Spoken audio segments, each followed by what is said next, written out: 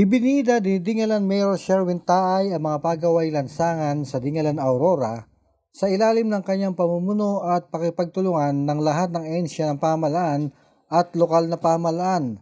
Ang Sapyo Road sa Barangay Butas na Bato ayon kay Taay ay may pondong 25 million pesos mula kay Aurora Congressman Romel Rico T. Angara, ngunit nauna nang maisama sa loan package ng pamahalaang panlalawigan. Dagdag pa nito na sinimulan noong taong 2016 ang pagbuo ng isang komprehensibong road network development plan ng pamahalaang bayan sa kanyang pag-upo bilang punong bayan upang mabigyang pansin ang mga pagsasaayos ng lahat ng pangunahing kalsada at tulay na kailangan sa kanilang bayan. Sa tulong daw ng kanilang technical working group mula sa Municipal Planning Development Office at Municipal Engineering Office ay nabuo ang pagbalangkas ng mga plano at isa sa mga naging hakbang ang pakipag-usap sa mga may-ari ng lupa at private property para sa road right of way at pakipag-ugnayan pa din sa mga kababayan nito para sa pakipagtulungan na makiisa sa pagbibigay ng mas malawak na kalsada lalo na sa bahagi ng Barangay Umiray, Sitio Market Site at Sitio Ferry.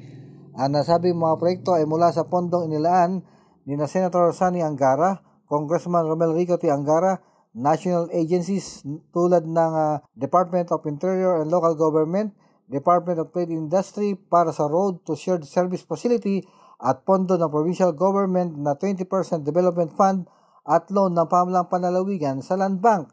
Sa tulay ng Ibona ay mula sa inisyatibo ng ating Congressman at Senator Sonny na naisamang grant mula sa General Appropriation Act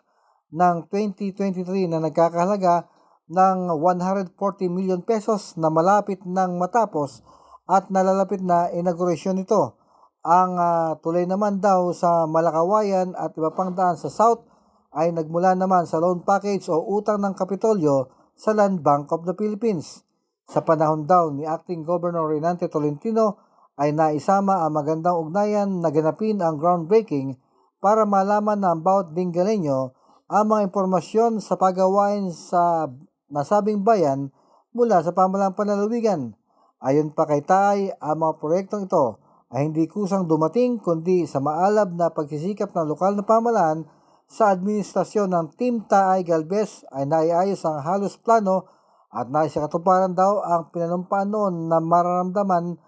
ng Southern Dingalan, partikular itong Barangay Umiray, Ibona, Matawe,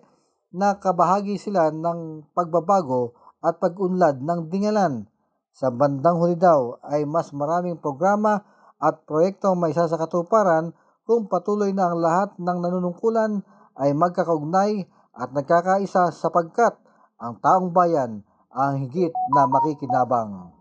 Ako ang inyong naging tagapaghatid balita, Jason De Asis para sa TV News Desk.